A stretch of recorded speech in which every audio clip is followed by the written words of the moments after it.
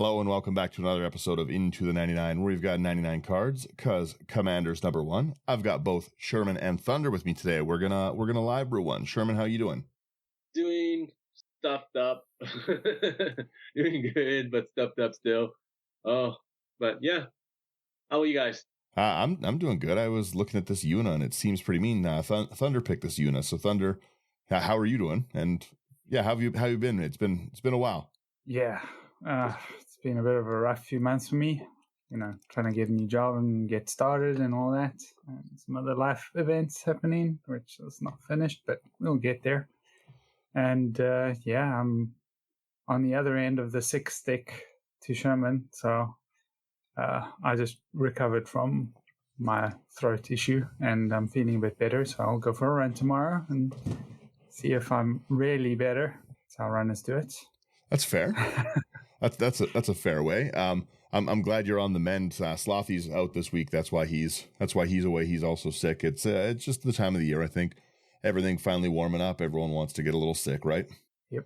Always. Never ends. I want to jump right into this one because this is such a cool commander that Thunder picked here. I love clerics in general. We'll say that. So Thunder, do you want to take away this initial commander that we chose and what we're doing? Sure. Sponsor first. Oh yeah. Sorry. If you guys want any of these cards, go over to housecards.ca, promo code IT99. You're gonna get a great discount. All these Final Fantasy cards it's already this best selling set, right? Because people want it. The artwork's cool. The people like the game. There's very good cards. It reminds me a lot of the Lord of the Rings set. It seems like they've really knocked it out of the park with this. So, like I said, go over to housecards.ca, promo code IT99. You're gonna get a great discount. It's going to support us. It's going to support a wonderful business, fast shipping, great stock, and throw stuff like this into your AI armor sleeves. And yeah, that's it. Those are our sponsors. Come over, hang out on Patreon with us, build decks just like this. And with that, Thunder, now the Yuna. Yeah. So what I like to do when I'm building for my strategies is to very carefully read the commander to understand what exactly they do. So I'll try that this time. So the commander today is Yuna, Hope of the Spira. I don't know if that's how it's meant to be said. I didn't get to play Final Fantasy when I was a kid, but maybe one day. She's 3, a green and a white. So a little expensive, and you'll need some ramp. But with the type of deck build that I think we're going to do today, you'll see that shouldn't be an issue. And she's a human cleric, so there can be some type-related synergies there as well. And she's a 3/5, so big defense, a little bit of attack, but she's kind of in that Voltron possibility because she can get big. And her abilities are, during your turn, Yuna and enchantment creatures you control have trample, lifelink, and ward 2. So in your turn, including herself, basically everything gets a bit of protection. You're going to be able to trample, so anthems will do very well here. And lifelink, so you're going to gain a ton of life, which pairs nicely with cleric-related synergies. We probably don't need things like overruns because she's going to give the trample for our creatures, but it's just one of those things that, like, when I'm looking at a card, I see, oh, she gives trample, so I don't need to give trample in the deck itself. It won't be necessary.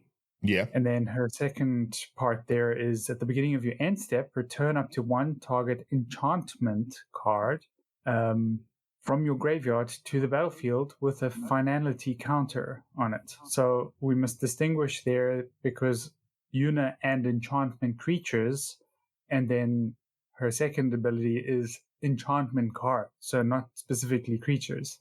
So she does a bit of recursion with the slight downside of a finality counter. So that immediately makes me think, okay, well, if a card with a finality counter leaves the battlefield, it gets exiled. Whether it's bounced or dies, whatever, I think it's just gone, right? So what we want to do with the finality counts is just get rid of it entirely. Yeah. So there's not that much stuff that can help us with that, but I did find a couple items which might be able to do something. And maybe you guys know stuff that can help us with that, so that we can get that thing back again if we want to save it, essentially. I was already starting to look at a few of the remove counters because you want to get rid of the finality as much as you can, right? Yeah. So we might sacrifice a bit of synergy there, but I think it's useful. It might turn out that there's like only a few times where that will matter to us, because maybe just the fact that we get the thing back and get to use it one more time, maybe that's just enough value and we just don't need something else. So it'll be a small strategy probably. Okay. What do we want to get into first? Do we want to get into some of our ramp to get some of the stuff out, or do we want to meat and potatoes jump right into like enchantments and creatures?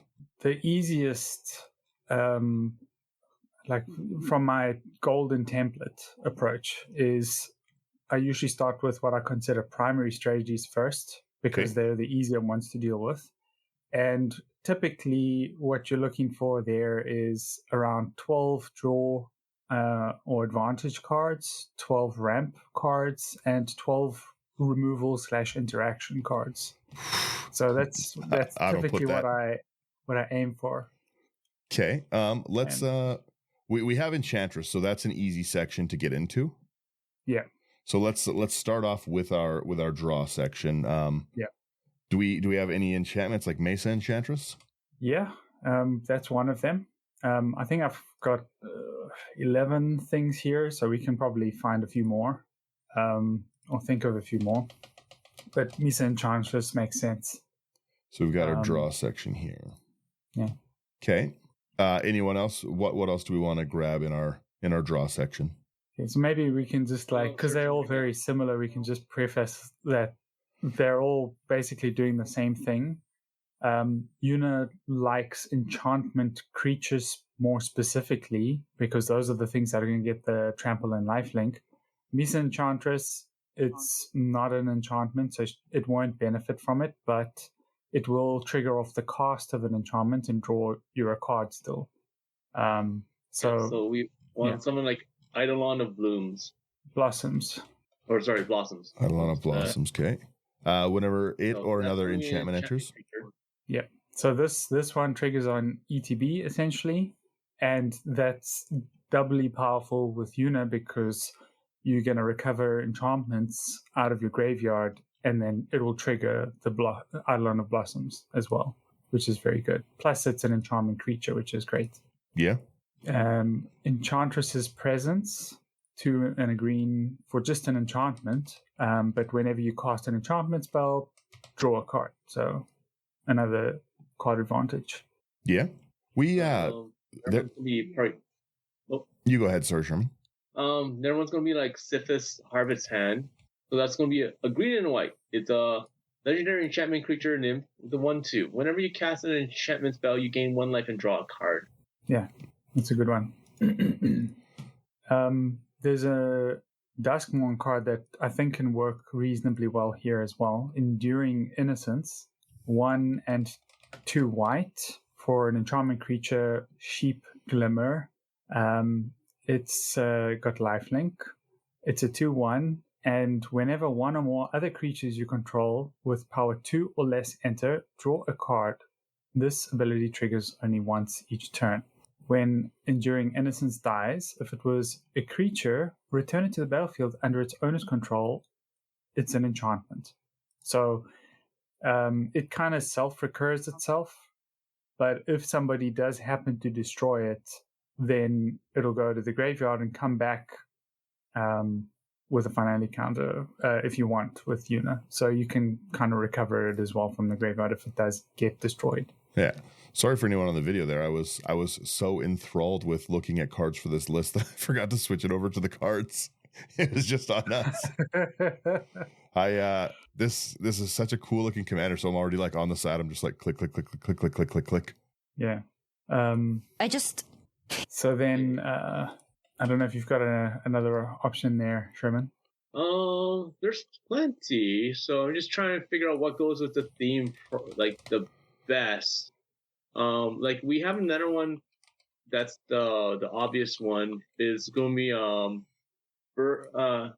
Verduran Enchantress for 1 double green. It's a creature. I don't think you're allowed inside the card. Though it's a human druid. It's 0/2. When you cast an enchantment spell, you draw a card. It's still like cares about enchantments, which is what matters. So, and if we load up a bunch of enchantments, like casting for enchantments or creatures, that should basically be like an extra card draw for us. So yeah. So yeah, that's also great.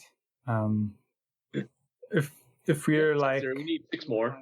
I mean, there's a few more that are on cost triggers. So I think Satyr Enchanter, 1 a green and a white for, again, just a creature. Whenever you cast enchantment spell, draw a card. It's a 2/2. And then there's another one that's really good for ETBs again, which is Citizen Champion. So 2 green for a 1/3, and whenever enchantment enters the battlefield under control, put a +1/+1 counter on Citizen Champion and draw a card. So it can get a bit bigger. And unfortunately, again, it's not an enchantment, so it doesn't benefit from the lifelink and the trample. But maybe there's ways we can remedy that by turning our stuff into enchantments, that kind of stuff. But I don't know. We'll have to look for those. I didn't manage to find any in my short research for this. Yeah, I don't think anything turns something into an enchantment. Things turn into artifacts all the time. So. Yeah, I think Dovescape, but it's blue, so it won't work here. I think that's what it was called. So there was some like blue-white enchantment that makes everything an enchantment. Oh yeah, in Enchanted Evening. Ah, that's the one. I wish that one was just available in here. We're at 8, so we need 4 more. Okay, so here's a question: do we want repeatable card draw, or do we want like more instant speed card draw? Or you know what? Actually, honestly, that would help our opponent, not us. Never mind. Honestly, hang on one second. I'm just trying to think the name here. There's I believe some mono white sagas. Mm-hmm. Let me just try to see what the name of that saga was. Because the one of them gives us nice card draw, and with the ability to repeat it, it's kind of nice here. In the meantime, I think I'll just add in a Spirited Companion. Yeah. Because it's just enchantment doggo, 1 and a white for a 1/1. When it enters, draw a card, and if it dies as a blocker, you get to cast it, and it draws you another card. So it's not bad. I'll type it in though. I like that. Yeah. Okay, you grab that one. Love Song of Day and Night is the one I was thinking here. Of Night and Day, sorry. Love Song of Night and Day is 2 and a white. It's a saga. You and target opponent each draw 2 cards, and I like that. It's going to get us a bird token, which is going to be something we're trying to make some creatures. And then you put a 1/1 counter on each of up to 2 target creatures later on, so we can make some of them other bigger. And we can recur this pretty easy, right? Yeah, and the bird is a flyer, which is important in many Enchantress decks because sometimes people forget to put stuff with reach or flyers. So okay, hear me out here. I know this is a little bit more of a pricey card, right? And it's kind of the opposite of what Yuna does, but yet not.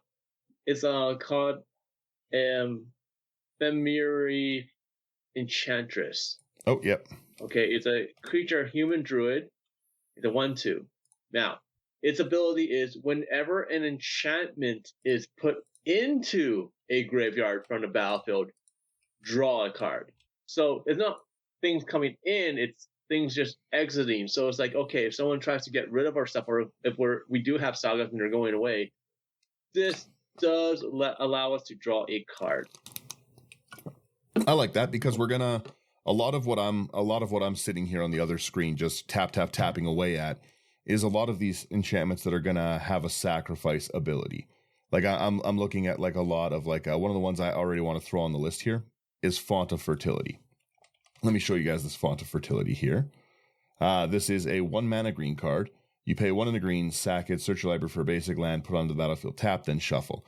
That's a nice little piece of ramp, right? But I have a lot of these ideas that are throwaway. So I think the Enchantress works pretty good, especially if we get some sagas, we get some of that. Yep. let's throw that one in the list. I'm gonna throw this into the ramp. Yeah, I've got an interesting thing, and it's might cause some debate, but in a situation like this, I like cards that have like channel or cycling ability on them, and especially if that helps us do something that we need. So, for example, Sunblade Samurai, it's a little pricey on the top end, 4 and a white for basically a 4/4 vigilance creature, which is decent, but it is an enchantment creature, which means it gets lifelink and trample, which is good. But its flip side is the channel ability, where you pay 2 and you discard it, and you get to search your library for basic planes, reveal it, put it into your hand, and then shuffle, and then you gain 2 life. So what I like about that is early in the game, you want to make sure you're hitting your land drops, so you just throw it into your graveyard. That helps you get your land, which helps you get to Yuna, which then gets the Sunblade Samurai back. Because if you notice, she doesn't put a mana value limit on the enchantment itself. Yeah, any back, hey? You could throw, there's this new one that's coming, Bahamut or whatever. It's like 9 mana or something, and it's like a saga creature or something in Final Fantasy. Mm-hmm. And that you just could, if you have a way to discard, there's a few white enchantments that let you discard a card from your hand and you get some tokens or whatever. You can just turf that in the graveyard and then use Yuna to just put it out for basically free.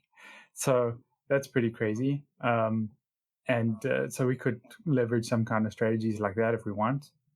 Yeah. But yeah, like the Sunblade Samurai, I don't consider it ramp because it's really just tutoring you a plane specifically. I don't even consider it fixing. It's just making sure that you're getting a land to play in your next turn. So yeah, I see it as just I put it in my draw section because it's really just putting a card in my hand. But yeah, so. Okay, I like that. In the draw section, I have an interesting one. How do you guys feel maybe about a Pursuit of Knowledge? It's 3 and a white. If you would draw a card, you can instead put a study counter on it. Instead, we've got tons of pretty reliable draw here. You can remove 3 study counters from this enchantment, sack it, draw 7. So we have a throwaway draw 7 if we skip 3 of our draws, which in this deck should be very easy. It might be a bit overkill. I mean, we are playing the sort of enchantment sub-theme here, and with all these enchantress effects, we're going to fill our hand quite quickly. So that's fair. That's fair. I respect that. Single triggers. So yeah, we can maybe have that as like a maybe, because it can be, but it might just be like it's a lot of draw. Like it's going to fill your hand, and then what do you do? Well, yeah, I guess we draw 7, and then we're going to throw 7 away again. That's that.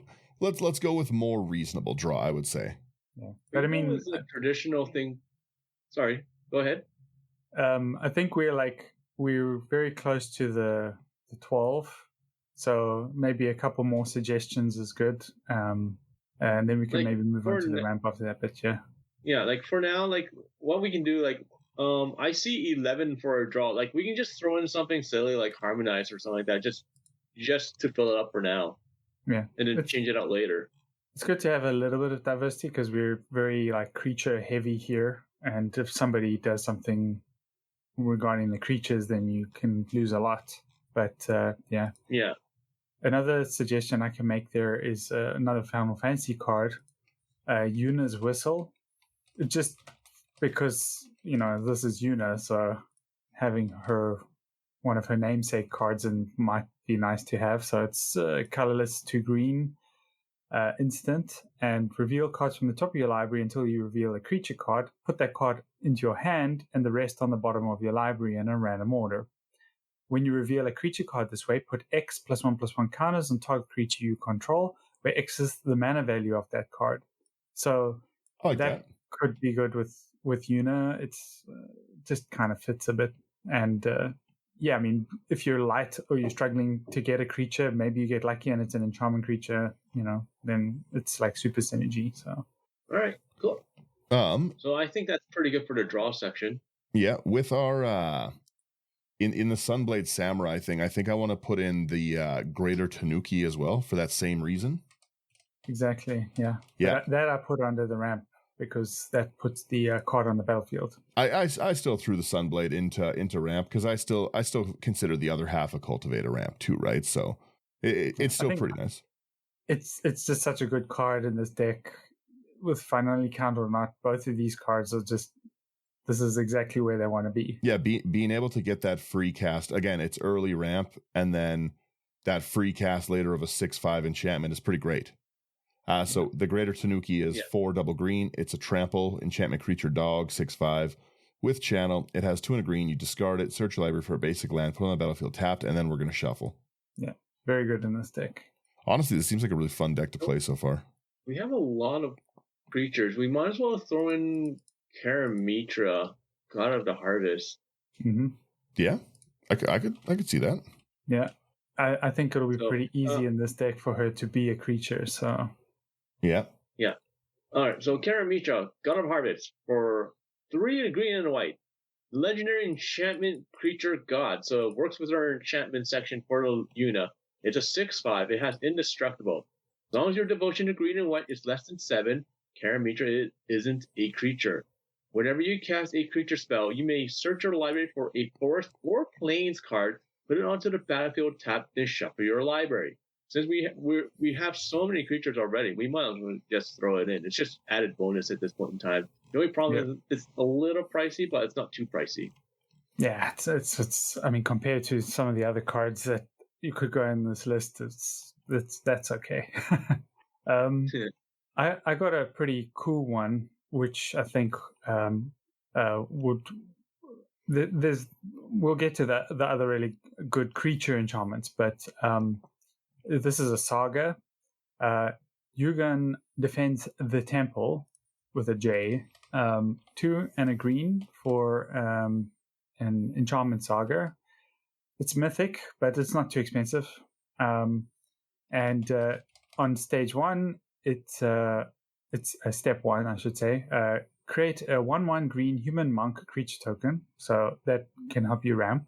Then step 2 is put a +1/+1 counter on each of up to 2 target creatures. So you can put it on the monk or Yuna or whatever other enchantress you've got on the battlefield, because they all need a little bit more toughness there already. Mm-hmm. And then its third step is exile it and transform it. And the flip side is Remnant of the Rising Star, and I really like this side of it. For an enchantment creature now, which is exactly what we want, Dragon Spirit, it's a flying 2/2, and whenever another creature enters the battlefield under your control, you may pay X. When you do, put X +1/+1 counters on that creature. So if you got any spare mana and one of your creatures come in, it now gets buffed. And that's really, like, later we'll have a section for like anthems and buffing up our creatures, boosting them up. This is like all the things we want. It's got a bit of ramp, it's got enchantment creatures, it's pumping the creatures, and then it's got one extra thing, which is as long as you control 5 or more modified creatures, Remnant of the Rising Star gets +5/+5 and trample. So then it becomes a 7/7 flyer, and you can just use this thing in the air just to hit hard. It's going to gain you 7 life. It's going to be pumping up other things that are coming in, and it's all there. So I really like it. Yeah. Okay, I say we throw it in for now and see what we're at here. We got five. I've never played with this. It's such an interesting card. Question for you guys. Now, do you consider things like Junkai Naturalist like something that we would put under ramp or not? Yes. I'd say so. Yes? Okay. Especially with how many enchantments were already deep. Junkai Naturalist, or a green and a white enchantment creature, human monk. So it works with our enchantment part once again. Okay. The 2/2 has lifelink. Enchantment spells you cast cost 1 less to cast. So it's a creature, it's enchantment, it goes with our theme. Hey. Yep, he's perfect. Yeah. And we might as well throw in a Sanctum Weaver. Yeah, Sanctum Weaver's phenomenal. Yeah. So Sanctum Weaver, 1 in a green. It's a 0/2. It's an enchantment. It's a creature. It's a dryad. Once again, we're hitting our themes. You can tap it to add X mana of any one color where X is the number of enchantments we control, which is gonna be a lot at this point in time. Like, how many are we at? Good golly. Yep. We're at 13 enchantments and 14 creatures. You guys can't believe how many tabs I have open with things I just want to throw in this deck already. So give us something, Daniel. So let's go into some more of the ramp stuff. I really like the sagas, so I want to throw in first off Birth of Melodus. So Birth of Melodus here is a nice cheap card. It's 1 and a white. You search its first saga, like first chapter. Search your library for basic planes, reveal it, put it into your hand, then shuffle. Our second one is going to be to create a 0/4 colorless wall with Defender. And then our third is going to be gain 2 life. We're gaining life in this kind of a deck, right? So nice and easy, repeatable later on if we need it. And then the other one I wanted to throw in there was Restoration of, I think it's Iganjo. Yeah, that sounds right. Restoration of, and that is, where is this card? Oh, it's the Restoration. You guys knew what I was talking about. So this is another of those flip ones we're talking about. The first one is going to be search your library for basic planes, reveal it, put it into your hand, shuffle. Number 2, you may discard a card, which is phenomenal for us, first off. I really like that ability to throw one of these bigger enchantments away, nice and early. You may discard a card when you do return target permanent with mana value 2 or less from your graveyard to the battlefield tapped. So pretty easy to get one of our smaller things back if we need. But then, again, being able to throw something like the even Karametra God of Harvests and get that back later on for free, great. And then its third section is going to exile it, return it, and it will be whenever Architect of Restoration attacks or blocks, you get a 1/1 colorless spirit. All enchantment creature or enchantment there. So nice and easy to ramp us some cards, throw some things into the grave, because there's going to be some bigger ones, I assume, later on, right? Yeah. So this is a pretty cool flip as well, because it's got Vigilance, and because it's an enchantment creature, it'll end up with lifelink and trample. So it's going to do a lot. Yep. We didn't pick any lower costed ramp, so maybe we want to put a couple things like Wild Growth and Utopia Sprawl in there. So Utopia Sprawl works here because like half your mana is probably going to be green at least, and there's going to be enough forests for it to go onto, and Wild Growth. It just makes green, but it doesn't matter what it gets put onto. Utopia Sprawl, you have to pick your color. Yeah, I like that. We just need one more ramp. Oh, we always need so many more ramp. Maybe, I mean, there's a lot of options here. Maybe we want to do like a Enduring Vitality, or we want to do a Colony Heart Expedition. I like Colony Heart Expedition. That's a good one. Yeah, so it's another cheap one. It has landfall. Whenever land enters battlefield on your control, you may put a quest counter on Colony Heart Expedition. And then when you've got 3 counters, then you can remove them and sacrifice it to search your library for up to 2 basic land cards, put them on the battlefield tap, and then shuffle. So I like it because it's kind of like a Curse and Grip. What's that one? My mind is leaving me. Cultivate, but the green one as well. And Kodamas Reach, yeah. But it's putting everything on the battlefield, but it's only 2 mana, which is great. And we can get it back as well and get a second use out of it. So that's like 4 lands just for 2 mana, which is pretty good. Yeah. It'll definitely get us to the commander. Oh, yeah, like I said, you guys can't believe how many tabs I have open on this side. We've got what kind of a section do we want to go to next? Because I was thinking we have something that gives our creatures trample and lifelink. I'm trying to think like maybe enchantments that are going to give us some creatures. How do we think about that? So, this is probably Daniel's brain working here. He's skipping over the interaction. The what? Yeah. So if we do removal and interaction next, then we can sort of finish off those primary strategies. That's the stuff that's like really makes the deck tick and fun to play. And then the last bit we'll get into will be 2 or 3 strategies of synergy stuff. I have a few pieces of removal here. Let me give you my first one that I really like. Yeah. Let's do removal. Yeah. I want to do this Sarah's Liturgy. Have either of you guys seen this card before? I don't I think I've heard of it, but I can't place it. So Sarah's Liturgy's 2 double white. During your upkeep, you may put a verse counter on it. You pay 1 white and sack it. Destroy up to X target artifacts or enchantments, where X is the number of verse counters on it. Okay. All right. We can get a few of these pieces back. Like I said, I got a few of them. I got a Seal of Cleansing as well. Yep. And there's the green one that's Seal of Primordium. It's basically the same thing. Yeah, I'll put both those in, then I'll read them. Okay, so we've got both of our new seals here in our removal. So Cleansing is 1 and a white. You sack it, destroy target artifact or enchantment, which is, again, great to be able to bring back. It's 1 and a white. And then we have the 1 and a green version that does the same thing for destroying target artifact or enchantment. Again, a lot of options to be able to draw with this kind of thing too. A very annoying one would be Dark Steel Mutation. Oh, I don't like that. That is Dark Steel, okay. Yeah, so it's colorless and a green, colorless and a white for an aura, enchant creature. Enchanted creature is an insect, artifact creature with base power and toughness 0/1 and has indestructible and loses all other abilities, card types, and creature types. What's really cool is because our commander gives our enchantment creatures trample, we can just keep attacking into this person and that thing just won't die, obviously, but it also can't stop the damage. So I like that. Yeah. I threw in on that theme Kenrith's Transformation, 1 and a green. So when it enters, draw a card. Lovely, replaces itself. Enchanted creature loses all abilities and is an elk. Somebody's going to be really peeved because you're going to target their commander with that all the time. And the moment the commander dies so that they can put it out again, then you get to play Transformation again. Yeah, you got to bring it back, which is brutal. Hear me out, okay? Hear me out on this one, okay?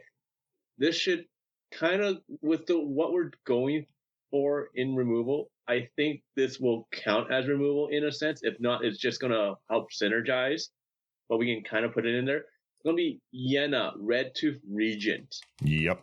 Okay? Because Yuna, Red Tooth Regent, is a 2 for a green and a white. It's a 4/4 legendary creature, elf noble. For 2 mana, you tap it. Choose target enchantment you control that doesn't have the same name as another permanent you control. Create a token that's a copy of it, except it isn't a legendary. If the token is an aura, untap Yuna and scry to activate only as a sorcery. So we have things like the Kendra's Transformation. We have Dark Steel Mutation. We have Seal of Cleansing. We have the Seal of Primordium. We can copy these and just distribute it. Or like if we're copying the seals, we can sacrifice the seal, destroy something. We're still good to go. It's just repeatable in a sense. Yeah.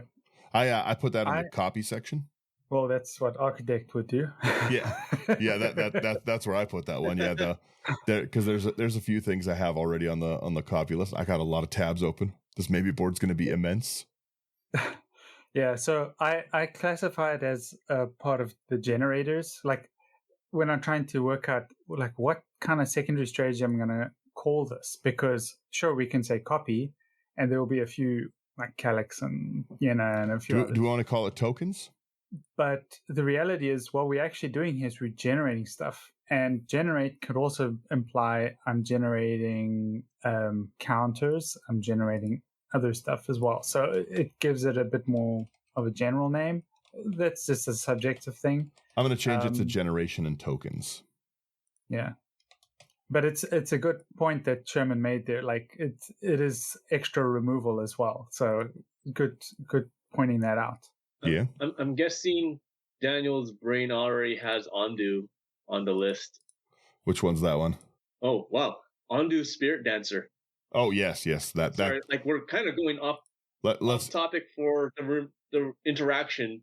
But Ondu Spirit Dancer is a 4 and a white. Just because we're talking about like copying and all that stuff, and Thunder's talking about explaining how the copying works and whatnot, and how it is removal and how it's not. So Ondu Spirit Dancer is a 4 and a white. It's a 3/3 creature core cleric. Whenever an enchantment you control enters, you may create a token that's a copy of it.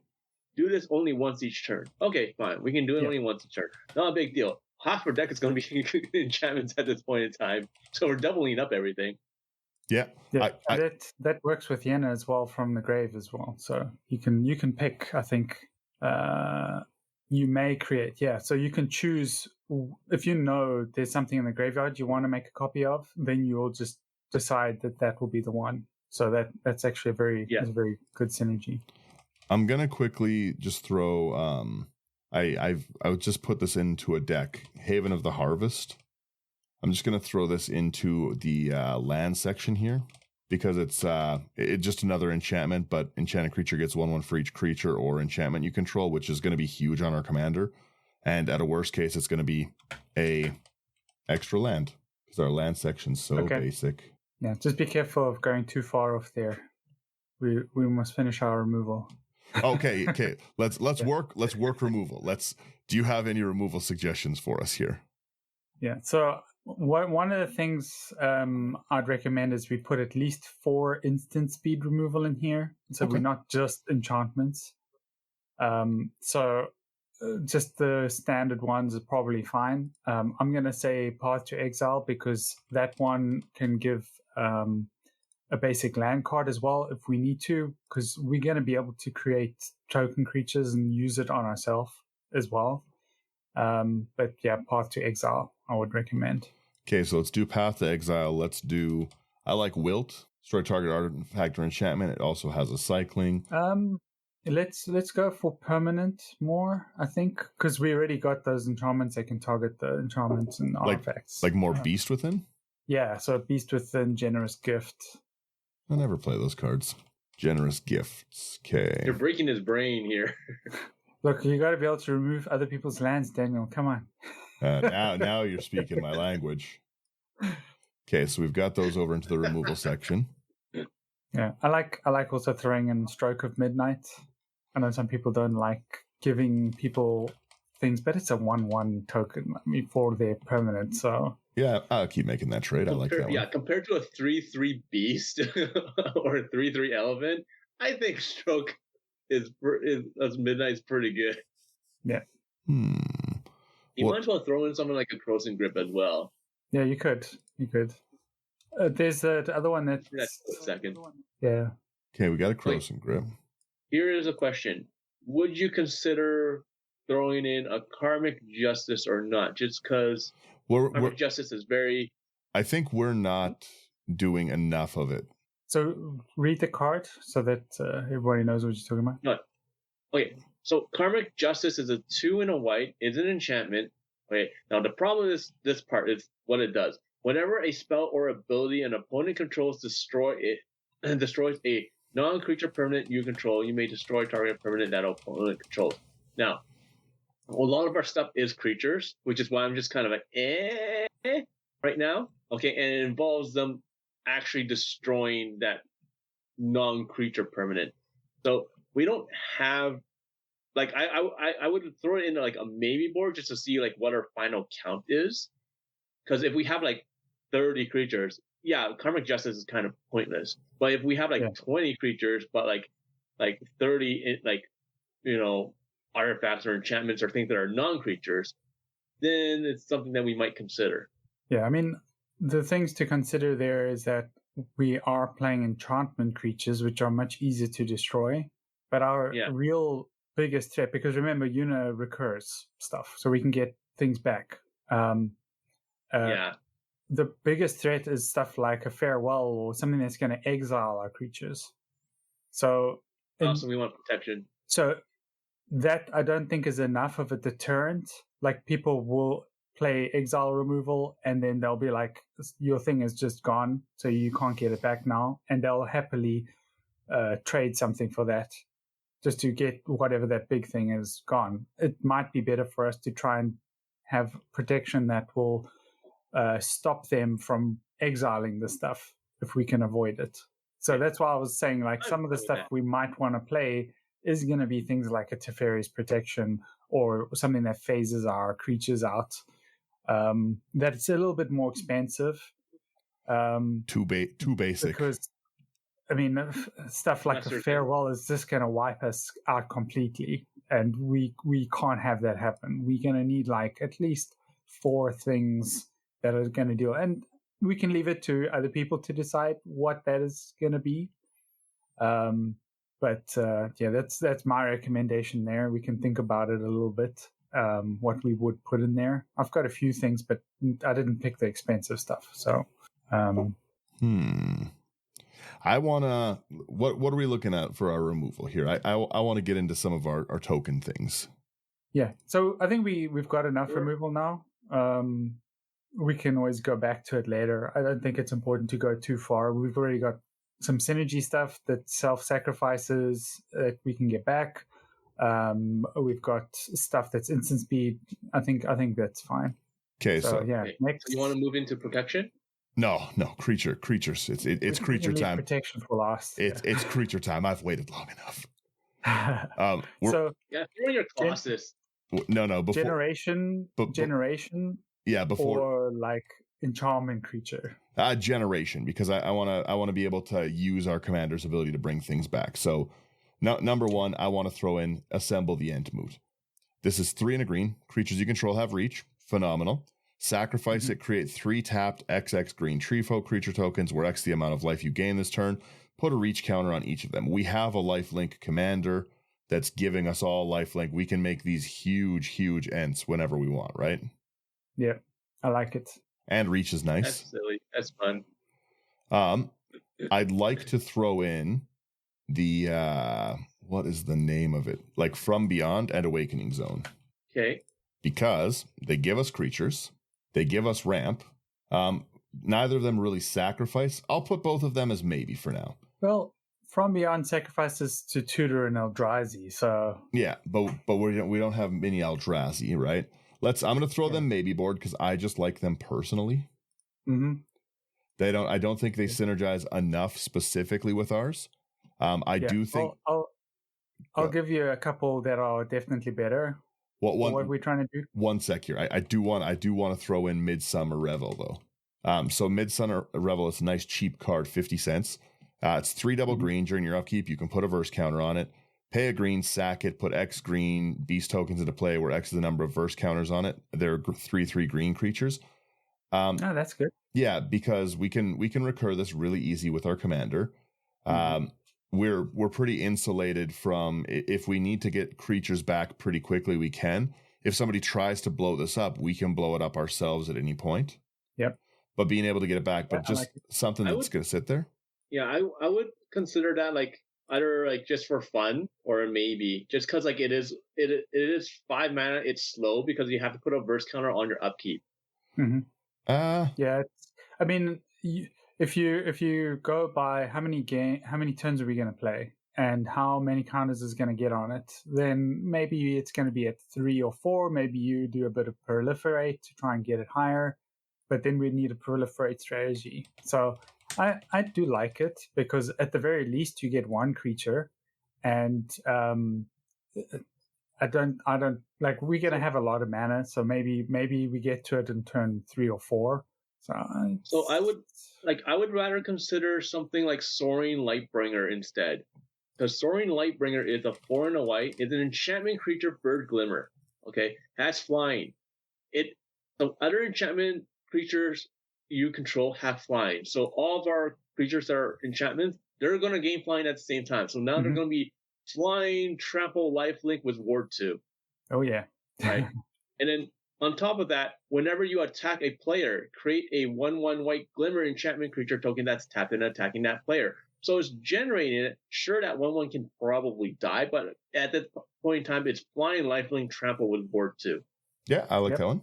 You can also go Haunting there. One quick second. I do want to say a lot of the stuff is because I want to throw this card in. I was saving this for a little bit, Sherman. Okay. Let me read you guys this one that I want to throw in here.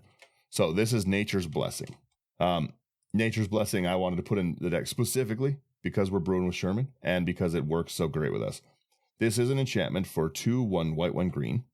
You pay 1 in the green, choose and discard a card from your hand. You have target creature gain banding, first strike, or trample, or a 1/1. So I like it. We can pump our stuff, but we can also toss those bigger enchantments out and get them back in very easy. Mm-hmm. If you can, I mean, it's kind of like ramping one thing onto the battlefield. Yeah, I like it. But banding. It's so defensive. You choose. That's the you best choose. part about it. You get to choose. So but Sherman's choosing banding. Strike You or choose trample banding. or banding. You always choose banding. See, now I'm speaking your language, right, Sherman? I like it. You always choose banding. There is no other choice, Thunder. Banding is the way to go. But you can use it multiple times, right? So you can just you're going to use it once for banding and once for a counter or first strike. No. Banding only. See now. I gave it banding 5 times. I don't care. Yeah. Now I've got Sherman's attention. Now you see the vision with these bigger enchantments.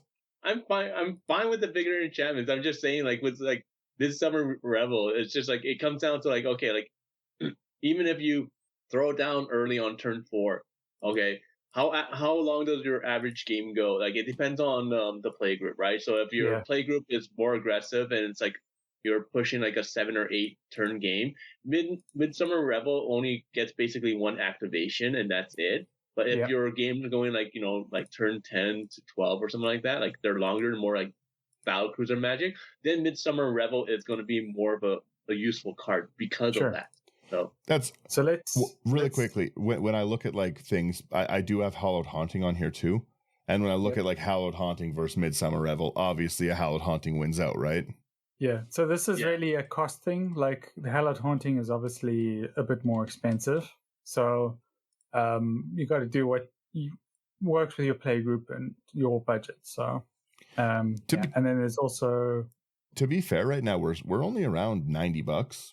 We're okay for the moment. We'll see. 25 cards left. I like that. We'll see. 25 cards left. Yeah. So I like Sigil of the Empty Throne as well. That's great. Yep. That's 3 into white for an enchantment, and whenever you cast an enchantment spell, create a 4/4 white angel token with flying. We definitely want those.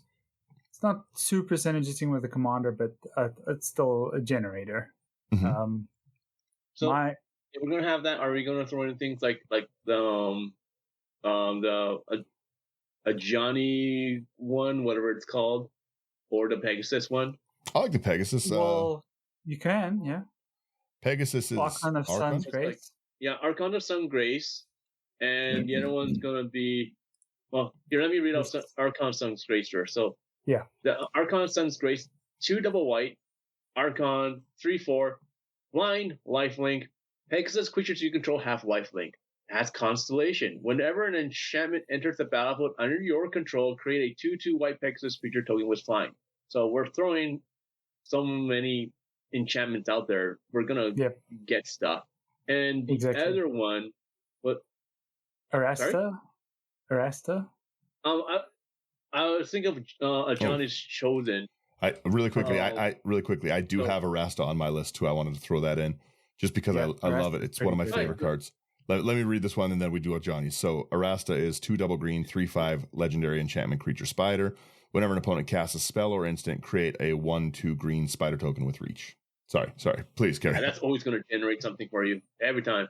And then, the one I was thinking of was the Johnny's Chosen was 2 double white creature, cat, soldier, 3/3. Whenever an enchantment enters the battlefield under your control, create a 2/2 white cat creature token. That enchantment is an aura. You may attach it to the token. Yeah, I like a Johnny's Chosen. It's normal good one. Yeah, I've got another one that's it's got a little bit of price to it. It might be more in areas like Calgary, but where there's a bit more of a constrained supply. But it's very strong. So Spring Heart Nantuko. Yep, I have that one on mine too. That's a great one. Yep. So a colorless and a green for an enchantment creature, insect monk, which you can bestow for colorless and a green. And the enchanted creature gets +1/+1. It itself is just a 1/1 when it falls off. And landfall, whenever a land enters a battlefield under your control, you may pay a colorless and a green, and if it's attached to a creature you control, then you create a token that's a copy of that creature. If you didn't create a token this way, create a 1/1 green insect creature token. So you're always going to get something out of that as long as you got the mana. We should have the mana in this, let's be honest.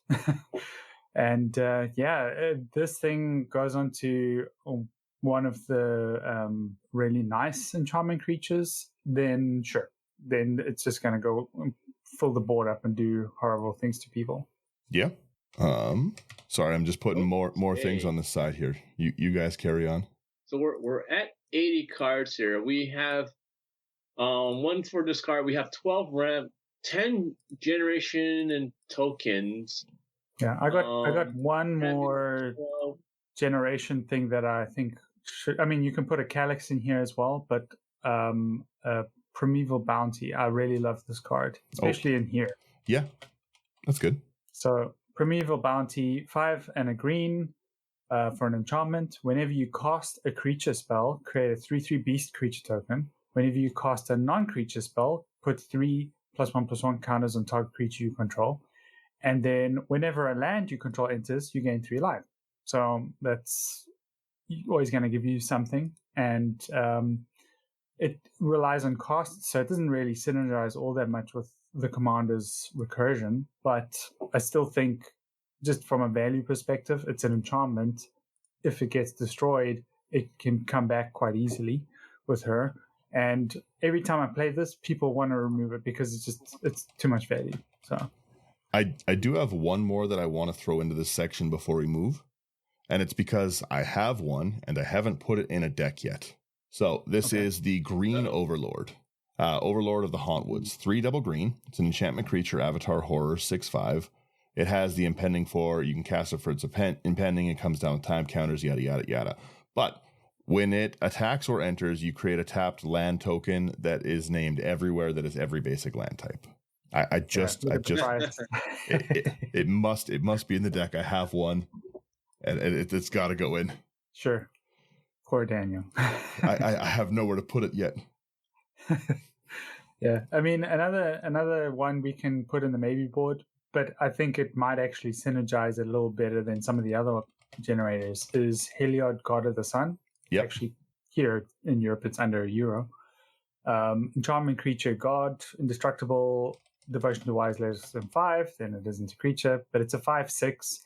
Other creatures you control have vigilance, which works perfectly with what we're doing, but it can also make for 2 and 2 white, it can create a 2/1 white cleric enchantment creature token. So that I think works very good with the commander because it can just keep making more enchantment creatures. Yep. I threw in the sideboard, the White Overlord. I do have that one in a bunch of decks. It's very fun. It's just a sideboard one. Yeah, it's that one is 5 double white, so very expensive. It's got an impending for 4, but it's when it enters or attacks, you create 2/1 white insects with flying. Again, more on the expensive side, so I just threw it in the maybe board because I like it personally. I don't know if it's good enough to be in the main board of what we're doing because it's so annoying. Yeah, we seem pretty efficient with a lot of what it is so far, right? Like we've got a pretty low curve. I mean, think about getting one of those overlords and then putting the Spring Horn and Tuca on them, and just make copies every time I land into stuff. Exactly, because they are not legends. Yeah, very annoying. Okay, so question: we have all of our categories pretty much taken care of. We're at 83 cards. We do need some protection. 13. Yeah, we need protection. All right, so let's focus on protection. How many cards we look at for protection? Like 5, 6? I wasn't really meaning protection. Okay. I was rather, we need a way to like properly win. Like we got a lot of value here, right? We can go wide, sure. But some wins. We don't have something that can really hammer home what we're doing. I have 2 for the win board. We need like a pump it up type section here. So one second. I like the pump it up, but I do have 2 that I want to suggest. They're probably going to get maybe boarded. Both are expensive, but one is Opalescence because it's nice to drop down and overrun everyone with our enchantments. And the other, Starfield of Nyx, for the exact same. I think Starfield of Nyx is pretty expensive right now. Yeah. Yeah, another $20. Okay. So do you want to read those cards for us? Yeah, so Opalescence is 2 double white. Each other enchantment is a creature with power and toughness equal to its CMC. It's still an enchantment. So again, very easy for us in this very enchantment heavy deck to smash face after a board wipe. Or Starfield of Nyx is 4 and a white. Beginning of your upkeep, you may return target enchantment from your graveyard to the battlefield, doing what our commander does. And then as long as you control 5 or more enchantments, each other non-aura enchantment you control as a creature with power and toughness equal to its mana value. I think you're thinking more of or like anthems. Yeah, I've got a couple that will really like make our opponents squeal. Yeah, so like I said, I threw both of those into the maybe board. Starfield of Nyx is it's expensive, but it's not. It's very good, and it's doing what our commander wants to do, but it might be a little too expensive to leave into the list. So I just have it over there. It's a pricey card at $20, right? Yeah. My suggestions are much cheaper. Trust me. Let's do that. Okay, so let's make an anthem section. They'll get the nail hammered deep into the coffin. Okay. First is Collective Blessing. 3, 2 green and a white for an enchantment. Creatures you control get +3/+3. So yep. Yeah, that's pretty good. Another very good one, which is a recent card, which I don't see people playing, but it really needs to see play. Especially in a deck like this, is Demolisher Spawn, and this is from the Dustmourn set. So 5 and 2 green for a enchantment creature horror, which is a 7/7. It's trample and haste, and it's got Delirium. Whenever Demolisher Spawn attacks, if there are 4 or more card types amongst cards in your graveyard, other attacking creatures get +4/+4 until end of turn. That's quite the anthem. So, it's got haste. I mean, you can just like slam this down and everybody's just dead. So I think it's really good with the commander, Yuna. Yeah, I'm okay with that one. And then two others, and then one interesting one. So Jazal Goldmane. Love it. What I like about Jazal is, in this case, is he's got first strike, which is good. 4/4. He's 2 and 2 white for a 4/4 cat warrior, legendary creature. But his ability is basically kind of like a supercharged overrun, but without the trample. But if you've got your commander out and enchantment creatures, then it's fine. So 3 and 2 white attacking creatures you control get +X until end of turn, where X is the number of attacking creatures. So that can get really big in this deck, especially if we're going wide with the tokens. Mm-hmm. And then the last big one, because these all reasonably cost a lot of mana to make work, card is Nixos Paragon. 4, 2 white for an enchantment creature, human soldier. It's a 4/6. And whenever you gain life, you may put that many +1/+1 counters on each creature you control. Yep. You can only do this once per turn. So keep in mind, if your creatures, I mean, the Yuna ability only applies in our turn. So we're only going to probably do this with her ability once, maybe. But if you've got life linkers or other means to gain life in your opponent's turn, you can trigger there as well. So then you get extra counters like that. So that's something to keep in mind. Yeah, I like that one. I would throw in, if we're going with Anthem stuff, I would throw in Boon of the Spirit Realm. So it's a 3 double white.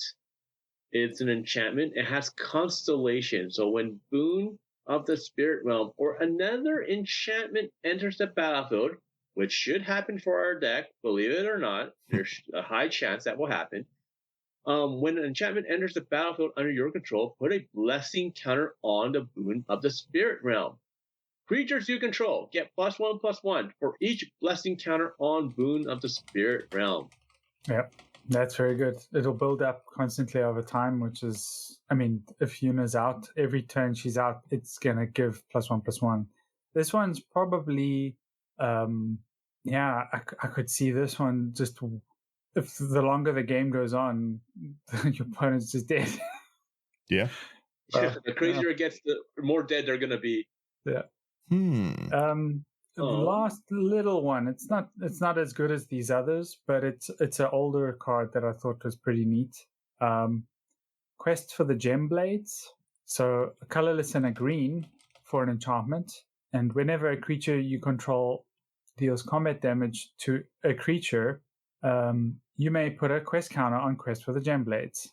So a creature you control deals combat damage to a creature, your opponent is blocking or something, right? So they might be incentivized not to block because of this, but you can remove a quest counter from Quest for the Gem Brains and sacrifice it to put 4+1/+1 counters on target creature.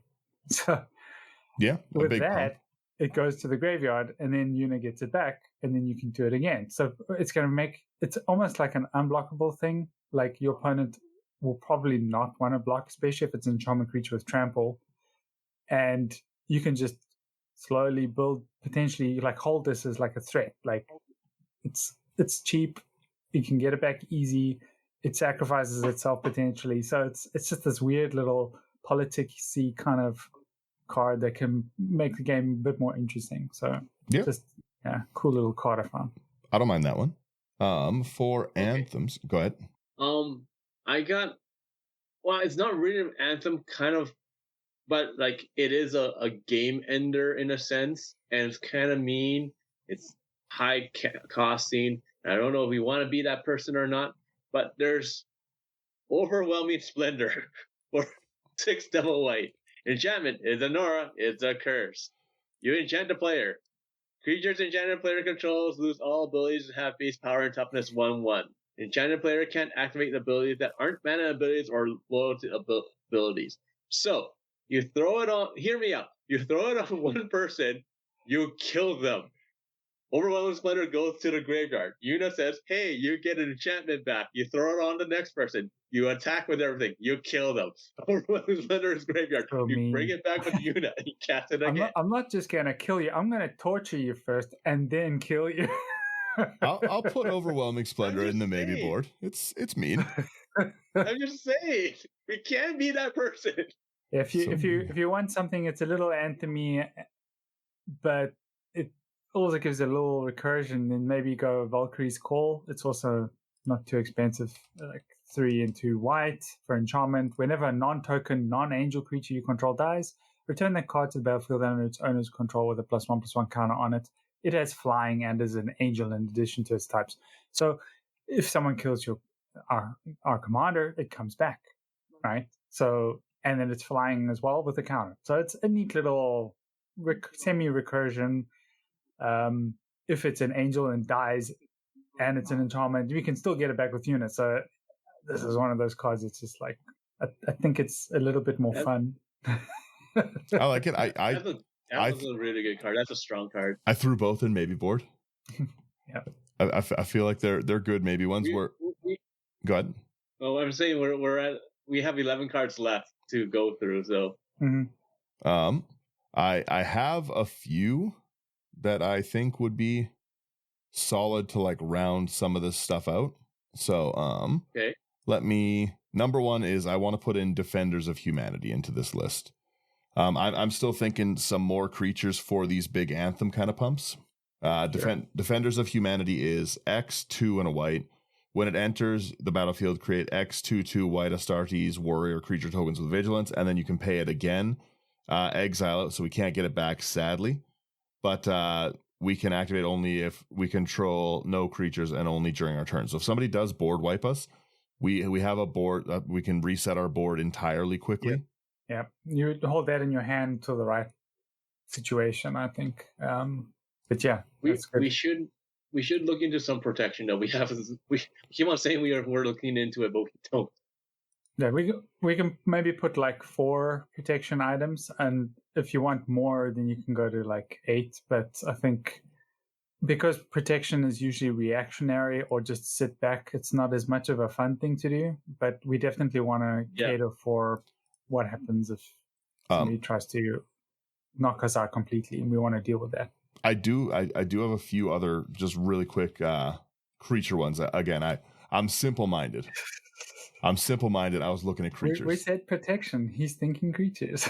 So I wanted to put Historian's Boon in. It's 3 and a white. Whenever it or another non-token enchantment you control enters, you create a 1/1 white soldier, which is that's everything our deck is doing, right? Is just going to constantly keep making us these.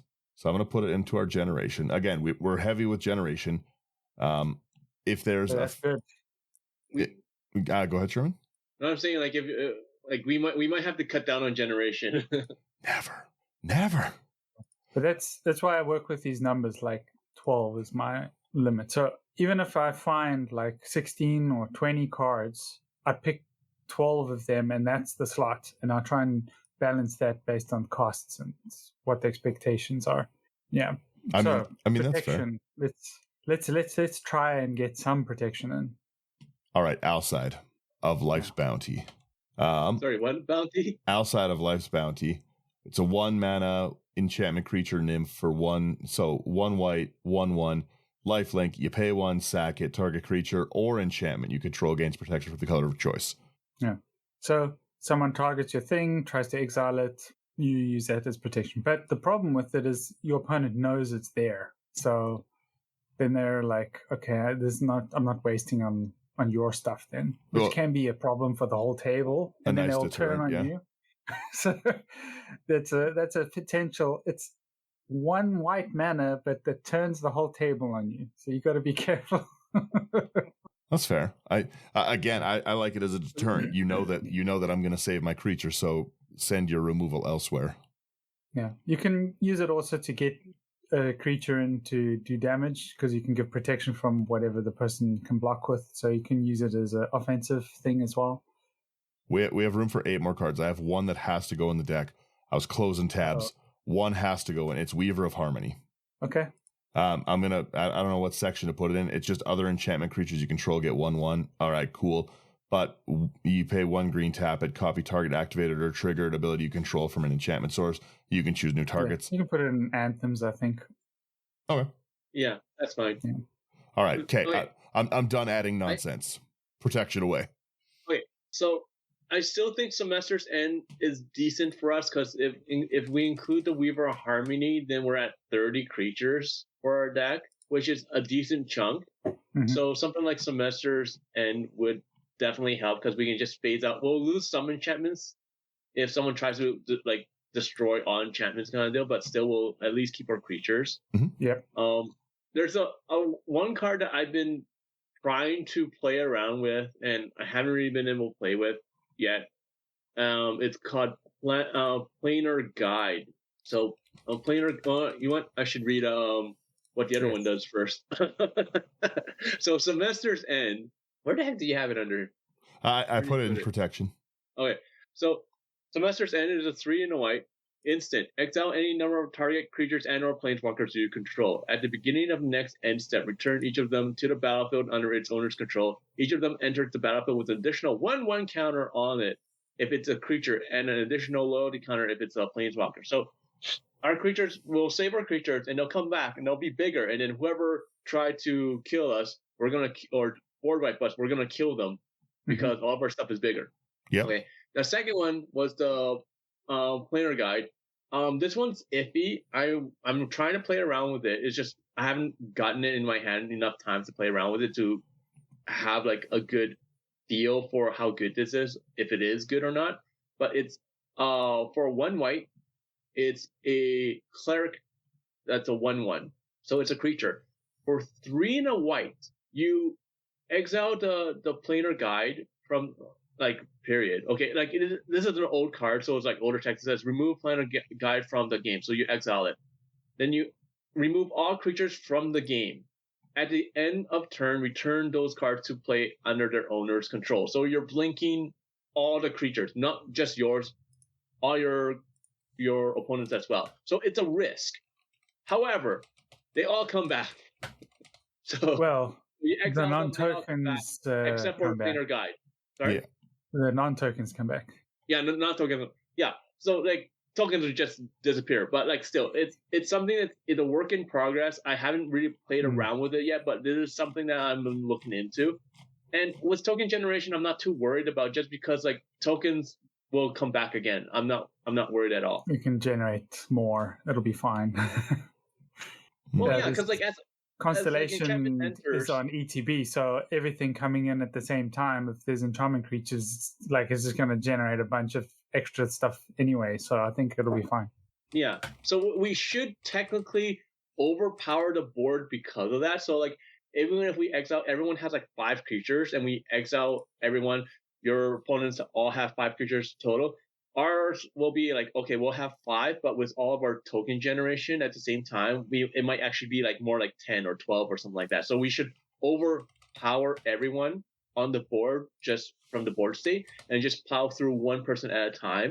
And as we do that, we're gaining life from the life link from the battle. So even if we're not really worried about repercussions at that point in time. Yeah, I suspect this deck will gain a ton of life. Like that life is gonna really hit hard. How about a privileged position? I always had this like fantasy when it first came out way back in the day of having like 4 in a deck in my standard deck, and I just like overlap them, and then you can't target anything. Bit silly, but 2 and 3, either green or white, any combination of those. 5 mana total. For enchantment, other permanents you control have hexproof. That protects all of our other permanents. So you have to kill it first to kill the other things. It doesn't help you with the board wipe, but it helps you with all targeted removal. Yeah. If we're going to have that, we can also have like Shalai, Voice of Plenty, because that is still a creature, so we still get stuff in. It does pump our stuff if we have excess mana for 6 mana. You know what? Let me just read it out. Yep. Shalai, Voice of Plenty, for 3 and a white, legendary creature Angel. It's a 3/4. It has flying. You and planeswalkers you control have, and other creatures you control have hexproof. And then for 4 and double green, put a 1/1 counter on each creature you control. So it can get out of hand. It can be an anthem. It is kind of protection at the same time. It is flying, so it can get in and like defend and hit people. So like it's like all around a good card, and it's not bad. Like they reprinted it again, so it's like it's $1.50 from looking at it here. So yeah, how about an annoying little thing? I mean, I don't know how familiar you are with stuff that's like you have protection or you have hexproof, like as the player. But I've had games where people are like, wait, I can't target you. Darn, this doesn't work. Yep. That kind of stuff. So maybe Aegis of the Gods or Aegis of the Gods, 1 and a white for an enchantment creature, human soldier. So 2/1, and it gives you hexproof. Yeah. Very simple. like and with the anthems, it becomes much better, obviously. So Okay. So with all this protection, do we care about throwing in things like Sphere of Safety or not? Nah. It's too common. I see it in too many enchantment decks. We get it. It's good. Right. Then what about if we want to throw in something more fun? Hang on. Let me look up, see what was. Is it called this? I'll get back to you guys. I gotta find this card first. I got two cards that can help us with the problem we run into with the finality counters. Okay. So the first one is probably the best one. It's Power Conduit. It's a 2 mana artifact, and you can tap and use it to remove a counter from a permanent you control, and then you get to choose one. Put a charge counter on target artifact, or put a +1/+1 counter on target creature. In this deck, it's going to always put a counter, and what's nice is it doesn't have to be the same thing that you remove it from. You can just put a counter on your commander or put a counter somewhere else, but it removes the finality counter. That's pretty good. So, yep. And then the second one is, and just give me a moment, I got to get to it. Ferropede. Again, it's an artifact creature. It's an artifact. 3 mana for a 1/1. It's unblockable. And whenever Ferropede deals combat damage to a player, you may remove a counter from target permanent. So it's actually a bit like, your opponent's got a planeswalker. You can remove a loyalty counter, or you can remove a finality counter. And it's unblockable, so if you were to play more auras that pump up things, or it gets anthemed, which is probably going to get anthemed in this deck, then it's going to be it's hammering hard because it's unblockable. I think it will just work in the deck. Yep. So then, if we ever do worry about finality counters, you know what? No, Solemnity runs the risk of going infinite for other people too high. So let's not throw in Solemnity. Yeah, there is a card that when I try to put it in, I was immediately warned it's a 2-card combo. So I can mention that. We can read it. I'll have to turn my head sideways because it's from Duskmorn and it's a room. But it's apparently it combos. I didn't think it through, but it does look really strong. So if you're okay with that, we can put it in the maybe board for those people who want the Aura Shard or Game Changer types. But it's Secret Arcade and Dusty Parlor. So Secret Arcade is it's room, obviously. You got to 2 rooms. The first door is Secret Arcade, 4 and a white, and non-land permanent you control and permanent spells you control are enchantments in addition to their other types. So this is one of those ones that can just make everything an enchantment. Okay. Then the other side is Dusty Parlor, 2 and a white. So if you open this door, whenever you cast an enchantment spell, put a number of +1/+1 counters equal to that spell's mana value on up to 1 target creature.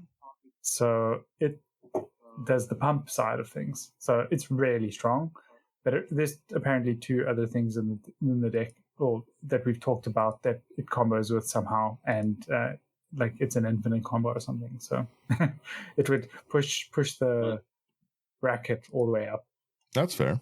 Okay, so hear me out on this one. We don't see this one often because, well, it's hard to find. I don't know about you guys. I only have 1 copy and that's it. But it's Mystic Barrier. Okay, so it's not quite Sphere of Safety, but it's more fun in a sense. But it's like it's a 4-in-1 enchantment. When Mystic Barrier enters the battlefield or at the beginning of your upkeep, choose left or right. Each player may attack only the opponent's seated neck nearest to him or her in a last chosen direction, and planeswalkers controlled by that player. So you're just, it's like the Jeskai wall, right? So you're just choosing which direction everyone attacks. So it's kind of protection, kind of not. But that way, once again, like we're gonna probably build a huge force. It's too much for one person to handle, but not big enough for all 3 people to not be able to handle. So if we can limit it where it's just almost like a 1-on-1 battle, then it should make us more guaranteed, like a higher chance of winning because of that. Yeah. I still don't like the pillow forts, because we're not pillow fort with most of it, right? Like otherwise we'd go like the ghostly prison, the kind of things, right? Yeah, I'd try and go for something that's a bit more properly protect ourselves rather than pillow forting. I still throw it into maybe board because we're going to be gaining a lot of life, with so I 2 don't left. know if we care about stopping people hitting us. We'll hit them back very hard as well. So. No. So I moved it over to maybe board. So we have 2 slots left. We have 2 slots left. All right. So what do we have here? We have let's look at protection. Put an archetype of courage in there. It will encourage us to attack. So archetype of courage is 1 and 2 white for an enchantment creature, human soldier. It's a 2/2. Creatures you control have first strike. Creatures your opponents control lose first strike and can't have or gain first strike. Sure, I like that one. Yeah, it will make the game a little bit more aggressive for us. First strike is one of those things a lot of people underestimate. It is very hard to have to block when you've got anthems and lifelink and trample and stuff happening. So yeah, I think it's a nice way of just making things harder for my opponents. I have one maybe unorthodox. This is not a protection card. Again, I'm simple-minded. I'm thinking tokens. But what if we just throw in like a Rampage of the Clans? Because we were talking about if people are going to destroy our enchantments. What if we run roughshod over our enchantments and we flip our list into 3/3 green centaurs? We can do that. It can work. Like if someone else is going to exile all enchantments or something, then you whip this out and it's like, I don't have enchantments anymore. What are you talking about? Well, the other thing too is that especially after like a board wipe, we're going to be sitting pretty nice with all of that. Being able to Rampage of the Clans before our turn starts, we might be left with like 15, 20 3/3s, right? Yeah. I don't know. I know that. You guys like that one? It can do some work. It can do some work. Again, we might be too thick on the token generating things. You guys, I get it. Not everyone only wants to build tokens. I understand, but Up to you guys. Like, what do you guys think of where our list sits right now, like token wise? Where do we want an archetype of courage? By the way, technically anthems. Yeah, I consider things like that as an anthem as well. Even though it's not pumping stuff up, it's still giving an ability to everything. So I think that's fine. Okay. Yeah, I'm fine with that. Yeah, I think it's got enough to do a lot of stuff. The reason why I picked the number 12 is because if you look at the numbers, the percentages underneath the deck in the architect ratios, you'll see that 12 cards is actually a reasonable probability of getting one or two of those in your game. Yeah. So that means we've got a nice balanced set of strategies here. And that's really what we're aiming for. We want to balance those probabilities out. Stuff that's like our remove counters strategy, which is only 2. I think we can only really have 2 of those. I don't know many other. There's like one-offs that do it one time, but yeah, but these are the best. So those, I feel like you have to have them. I'd like to have more if possible, but that we can expand later to at least 4. 4 is my minimum of like, if you've got less than 4 of a card in the deck, it's just, you're hardly going to see it. So you want at least 4, unless you've got like tutors and stuff. But yeah, I think it's a good balanced deck from what I can see. We could always take out as well. If anyone has one more, we can throw away this Nature's Blessing. But I do really like the idea of giving stuff banding because it's so brutal to have to. It's such a good anti-trample card. I attack you with trample. Okay, well you do 60 damage to my one creature. How about? No. Sorry. I do have to think of one last. What's his name? It's sorry. Scholar of New Horizons. Sorry. What does it do? This one removes counters. I forgot all about this one. I'm just gonna. I'll figure this out in a second. Is it a creature or? Yeah, it's a very new card. No, there's an old version of it. Oh, is it? Yeah. It's from really Brothers War Commander. Yeah. Wow. Enters with a 1/1 on it. Remove a counter from a permanent you control. Search your library for a plains. Reveal it. If an opponent controls more lands, you can put it onto the battlefield if you don't put it into your hand.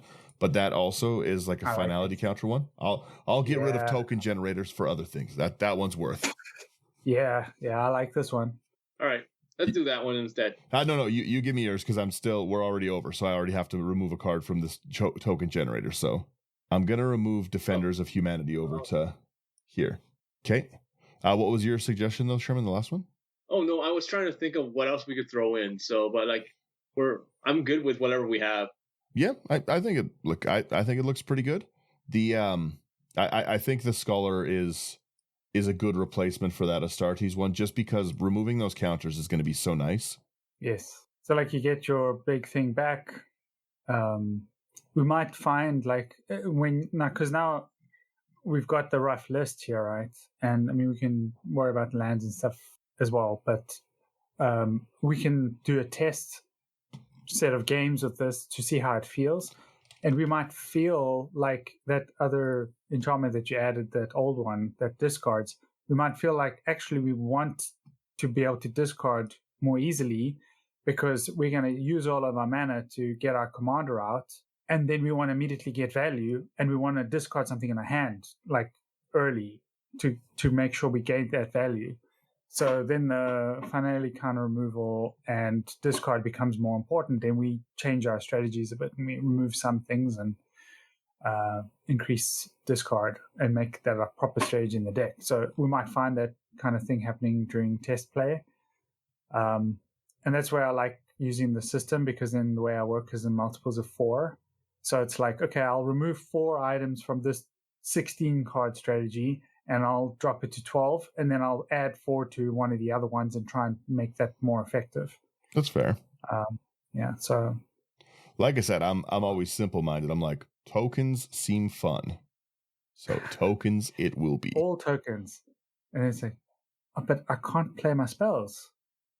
Wait, I need ramp. Yeah. I think it seems like a really fun deck so far. I did find the one, my memory has come to me, but the card you were thinking earlier, Sherman, Clever Concealment. 2 double white, any number of target non-land permanents you control phase out. That's a great one. Yeah. Honestly, Yes. honestly maybe we put that into the protection and cut down one more token generator because.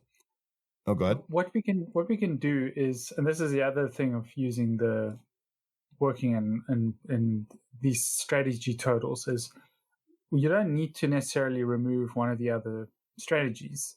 If it's better, like strictly better than one of the existing protection items, just replace one of those. Because we have a reasonable amount of protection. We don't know if we want to have more than what we already have. I'm going to trade Shalai for that one then. Trade, so yeah. I'll move Shalai over. What do you mean you failed to save changes? What are we talking about? There we go. Uh-oh. Yeah. There. So I moved Shalai over just because that clever concealment does deal with that problem we were talking about of if someone's going to wipe our enchantments. Yeah. Tokens, yeah. All right. Yeah. This Yuna deck looks super fun to play. I could see so many fun like versions of this Yuna, like so many different ways to play it. I wish that there was more copy our commander effects in this. Like you could put in a Helm of the Host, but it's just not enough for our strategy, right? Yeah, because I mean that only synergizes with her end step trigger. Yeah, but exactly. You can use a Strionic Resonator or something like that to get more out of her. And maybe that is worth having 4 cards that do that in here. Like we've already got the 1, but we need her to be an enchantment then, so that it can react off her. So yeah, it's one of those things where you got to play it, see how it feels. I have a feeling that in her current state, it's going to be, you're going to get maybe 3 or 4 triggers or things out of the graveyard with her. So it's not going to be as much as most people will initially think. I've got it. So amplification would help for sure. But is it worth it? Because, I mean, look at the cards we put in here. There's so much value from the card draw, from everything being enchantment. She just has to be there, and then now we're gaining a bunch of life, and we got some protection on our turn. That's good. So maybe it doesn't matter. Maybe you're happy with just 1 or 2 things coming out the graveyard with her, and the rest is just we draw into it because we're going to draw a lot. Yeah, I'm sitting here just doing a random test game, and it seems actually pretty solid so far. Yeah, and if people run into issues like, my opponents all suddenly, because I'm playing Yuna all the time because it's my new deck, they just increase their enchantment and artifact removal, then you can swap over to your instants and sorceries and just like take some of the enchantments out, put a bit more diversity in just to get around that issue. Yeah. I'm just going to quickly, I hadn't done any of the land section, so I'm just going to add a few more. We've got 34 lands in there. I would never, but I know Thunder likes it. I know Thunder likes at least 34.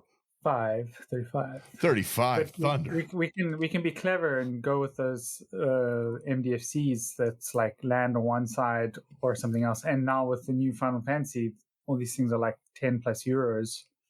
They're like a land, but also like a adventure. I don't know how that works, but it looks like we're getting ability extra spell lands. Like it's we can do the oops no lands Golos type where everything is MDFC and it's either a land or something else.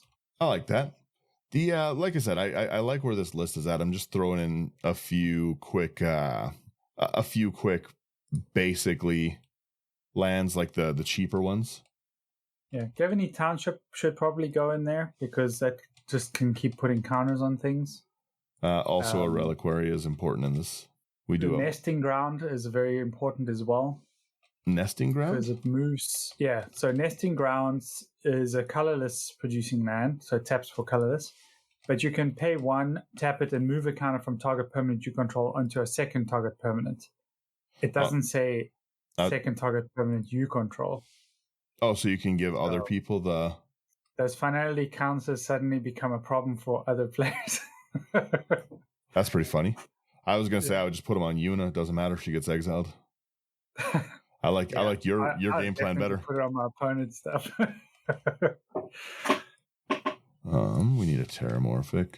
Yeah, I think this seems like a really fun list. I'd actually probably build something like this too. This and both the ones we've done today, that Sephiroth from earlier or from last week, wink wink.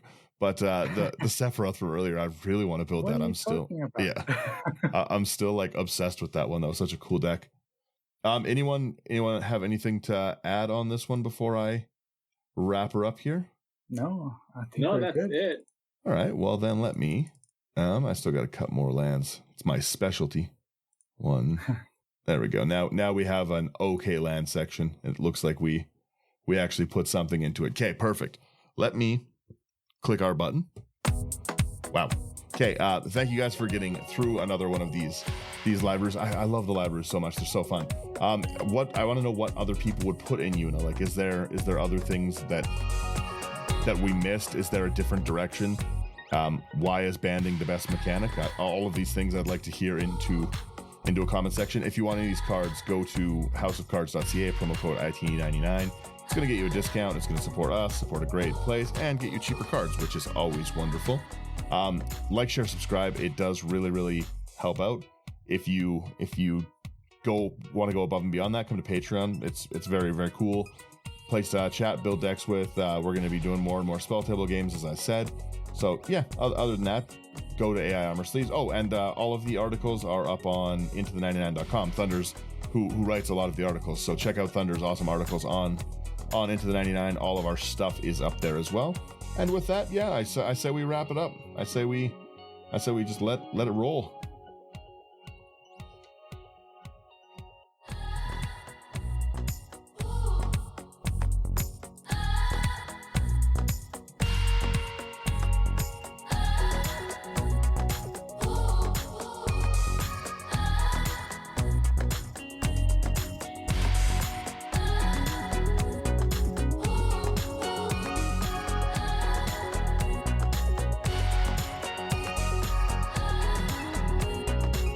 I'm gonna build this unit too, to be honest. Bye, everyone. Bye. All right, laters.